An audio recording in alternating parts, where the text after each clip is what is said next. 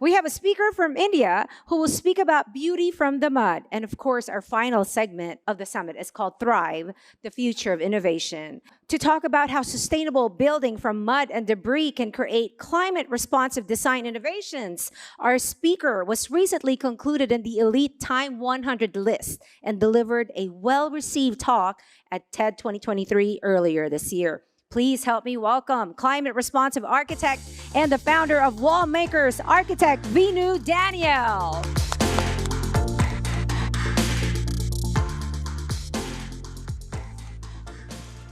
Hi. First time in Bangkok, so pretty excited to be here.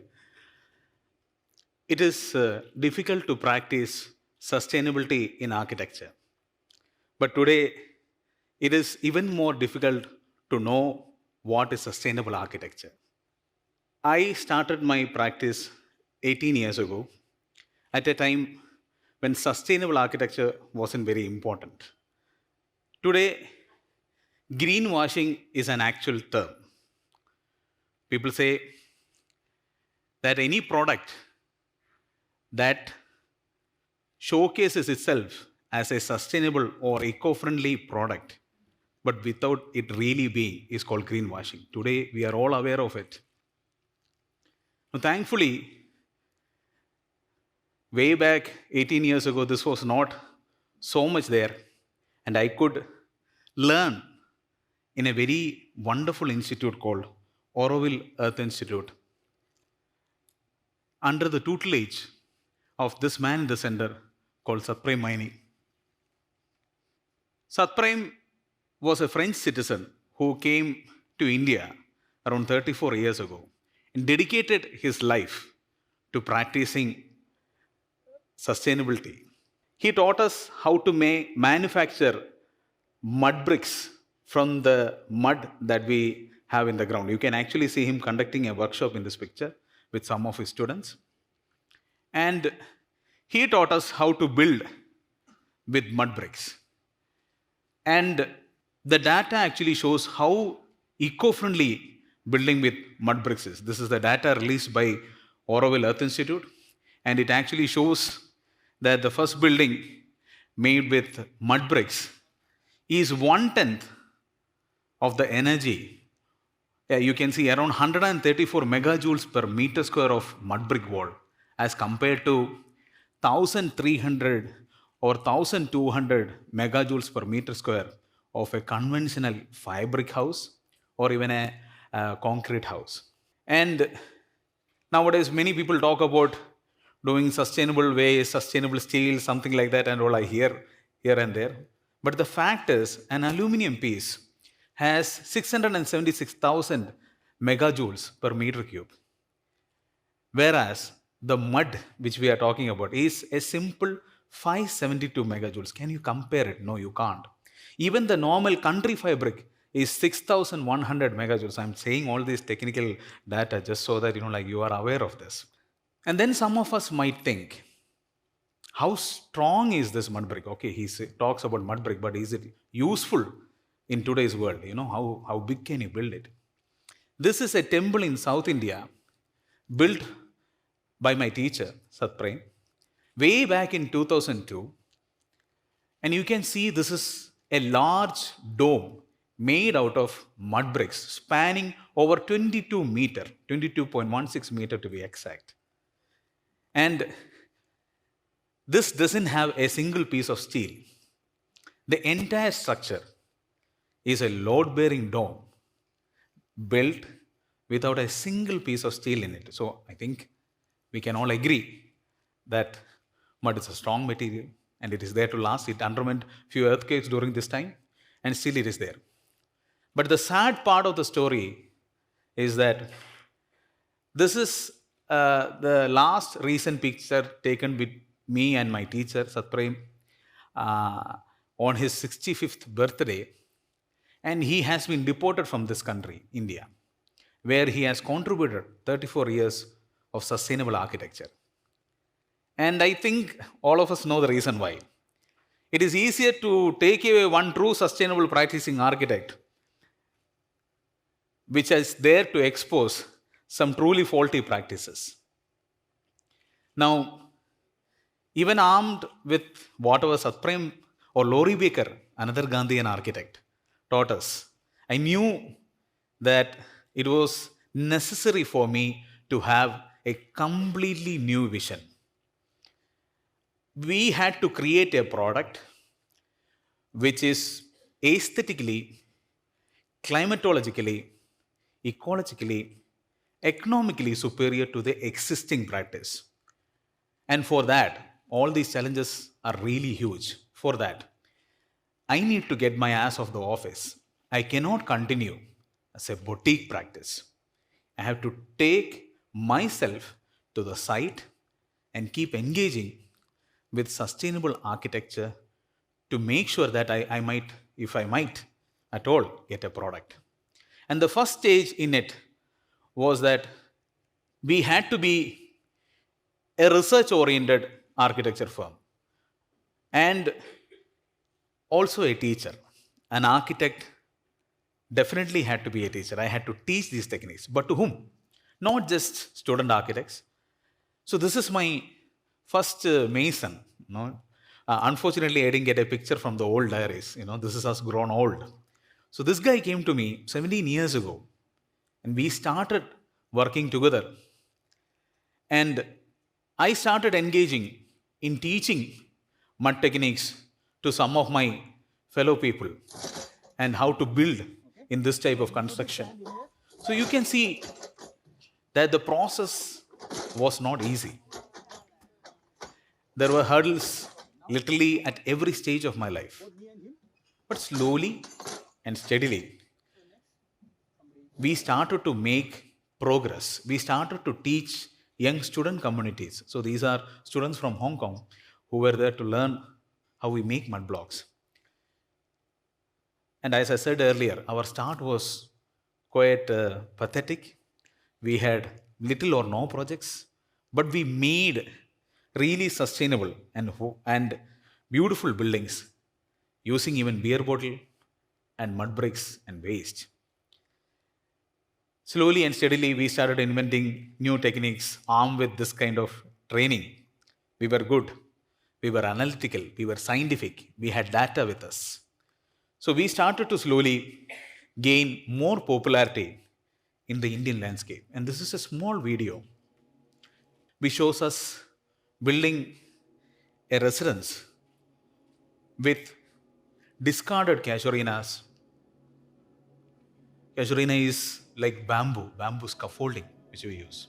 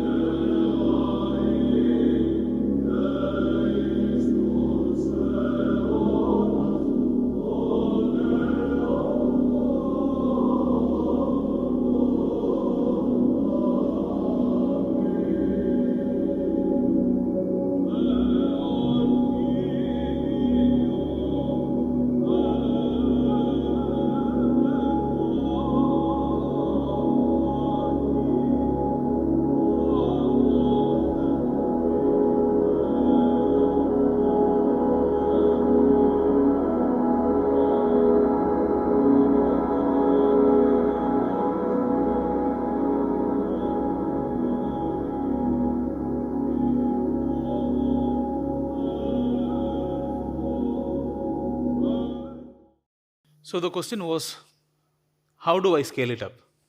How do I create more and bigger? So this is again another mason who started working with me. His name is Suresh. And we started building small, again mud buildings. And soon enough, he brought his brothers, he brought his cousins. They were also builders. We all started building together. We were soon very capable in building slightly larger structures. And you can see that the effect of such buildings was quite prominent. We were able to construct, being ecologically conscious, structures which were quite unusual and different and innovative. But our struggle to create things in more scale, which I myself thought, might be kind of difficult. But we found out that the bigger scale we went, in some sense, it became more easier. But I was in need of allies. I needed more partners. So this is my partner, Roshin. She's here. And she started working with us 5 years ago as an intern.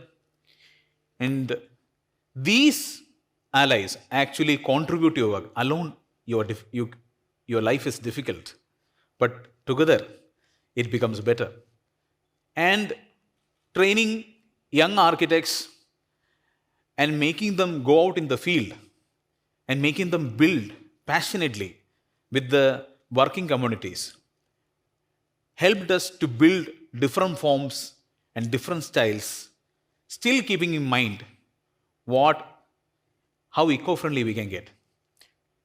And very soon, we found out that working alone with mud is not good enough. We need to expand more. We need to do more. Even working with mud, we thought that, how do I create more with this? What else do I use? We soon found out that there is a lot of debris dumped in our cities. Now, if the city corporation is clean enough, they would dump it elsewhere so that you guys don't see it. But every city generates a lot of waste. You can see some waste being utilized. In India, however, every waste is right in your face and it is not dumped elsewhere.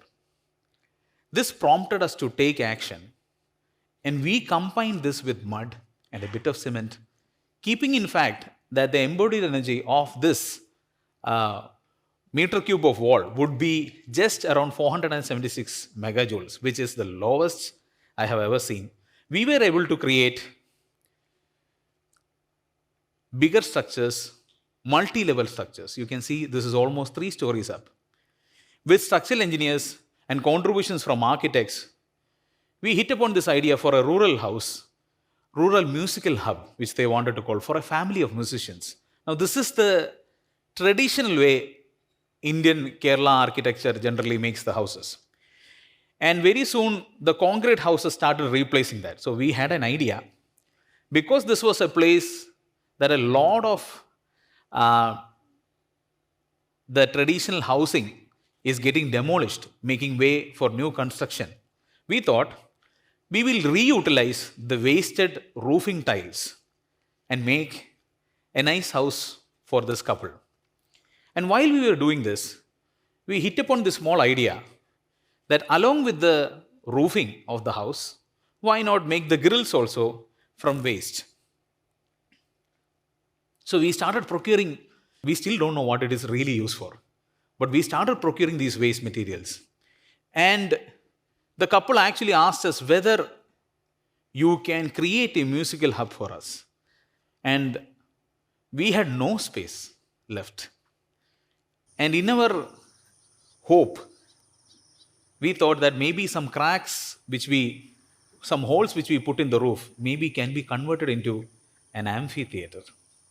So this is Nisarga, a house created for a musical family with a rooftop amphitheater. Let's just see.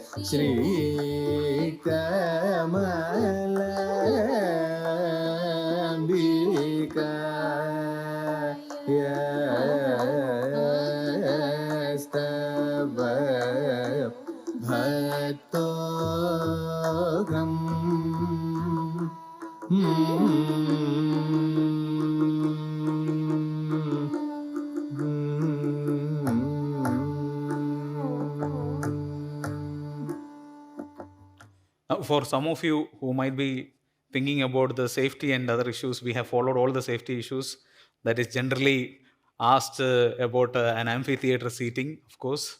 And what started as an experiment today has become a full-fledged venue with events being conducted every fortnight or so. And so thankfully, an idea can lead to something very new and innovative. Now, as I said earlier, we needed more people who would come more into this ideology of building large and regularly with mud and maybe waste. And we started to create workshops and classes where more and more students come and join with us and learn these kind of techniques in some sense. People from various communities, various countries started joining us in trying to understand how we can upgrade the existing traditional techniques into something unique so that the modern man can further develop their housing and their settlements. Our architects, new generation of architects are now becoming teachers irrespective of gender, irrespective of origin. They have become now new teachers who are teaching more and more. And the scale, as you can see, multi-storied mud buildings which were quite unthinkable few years ago has now become norms with us. And we are now building, this is a 4-storied mud walled building. And now the question has come whether you can do this outside the country. And for few years, we have been slowly building these kind of constructions outside. And we were asked to build the Sharjah Architecture Triennale Pavilion. And as I told earlier, to build locally is to build with local materials. And of course, a place like Sharjah or Dubai has full of desert soil. What else can you find? And They are so used to the concept of importing materials from all over the world that they are okay with us importing materials or mud materials from India. We didn't find any sense in that. And the best part of it is Gulf countries are unfortunate brokers of leading tire problems, tire waste problems, and they dump it into developing countries who also take their fair share of money. And my country especially becomes a big dump yard after that. So we thought, we did some preliminary studies and a basic understanding of how to work with the desert soil, which traditionally is considered as a no-go for any sort of construction. But we combine techniques. We combine the technique of utilizing tires and desert soil. And slowly we found out, we started doing it in our country. We found out that in Jaisalmer, there is enough and more of desert soil available. So we combined the concept of making tire and tire dome concepts with just desert soil. And sure enough, the SAT board literally rejected this proposal. They said, Vinu, we like you, but unfortunately, this is not going to stand. This is a huge risk. I said, see, it's an architectural triennale pavilion. It stays for 3 months. If I fail, I fail. At least I fail trying to do something innovative. Thankfully, I got a partner. My curator, Toshino Shinowo, was a Nigerian architect who was quite impressed by this, and she took a risk. Now, combining all the old factors. So you can see Johnson here, whom I mentioned earlier as my the first mason. I brought him also to Dubai, brought my other team members, including Oshin, and then we started the tire foundation with this desert soil. Now, the question of creating an entirely new, innovative mud concept in a foreign country comes with its own challenges. And you can see me again starting to work on the site and literally showcasing the new labor group, how to work with this. And we had to start from the very first, showcasing how to literally pour mud over tires and ramp it again and make sure that this becomes a stable foundation. Slowly and steadily, we made progress. We started to combine discarded jute materials with tire so that we could make, our aim was to make a wonderful dome, eventually with mud and tires, of course.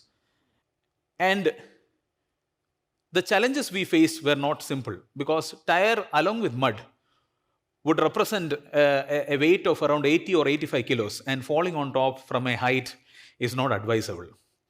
And plus, SAT was getting nervous. The people who are contributing money for this was getting nervous. Plus, my workers, to make things the most uneasy, were from Pakistan. And me being Indian, you all know about how we work together, But still, these fellows were fantastic in trying to learn a new technique.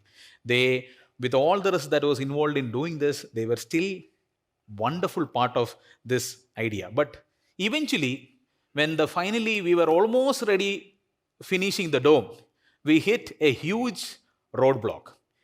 And the huge roadblock was, they are so new to construction, they don't even know how to plaster.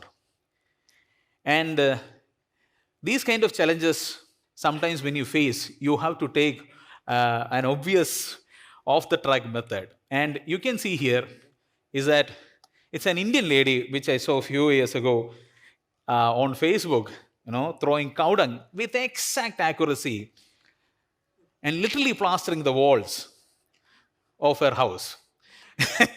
And but she is a sure shot senior member of my team, if it is possible, if she thinks of a career. And I showed this video to my Pakistani brethren, and then they started doing. Obviously, Pakistan is very good in the cricket world. A lot of fast bowlers coming from Pakistan. So I told them, keep throwing. And combined with mud and a bit of cement, they started to learn that particular technique with such efficiency that we completed the pavilion in a span of 2 months. Here is me also at the end eventually contributing to the finishing of the pavilion. And we wanted to do this with a staggering message. We wanted to do it with a strong message. We wanted to showcase that another 20 tons of soil I'm going to put on top of this tire pavilion and camouflage it, making it look like a sand dune, so that I can show two things. One is camouflage architecture, which we are working on right now. And the second part is these tire domes can actually take huge loads. So eventually the tire pavilion was completed, and this is how it looks inside. The temperature is a staggering difference of 8 to 9 degrees Celsius during the days, and in the night even more. And to make a complete new, first of its kind dome with tires and desert soil was not only unheard of, was unseen, or even the concept was not exactly explored before. And slowly that success has led us to being the star pavilion at this point of time in the SAT, and people, including my child, were having a fun time being a part of this, and eventually share the success. So you can see my happy curator finally breathing a sigh of relief that finally it stands. Only after 1 or 2 days after it was inaugurated, she even came thinking that this is safe now, so that many people have gone. But thankfully, the new, you can imagine now she is a believer. And I hope you guys are also believers. And then time to share it with my Pakistani brethren. These are the guys who were helping me to build this on the day we finished it. And the final success was shared with the rest of my crew members. We brought them all into Dubai to enjoy that fantastic pavilion. Today, thanks to PropertyGuru, I'm here talking to you guys. And the belief which we share, I was talking to Hari earlier, and the belief which I hope and I can share is that building with these sustainable practices and innovations is nothing new. It's nothing difficult. It's just that you are adopting a change. And I hope this group also hopes to change their outlook and their ways. Thank you so much.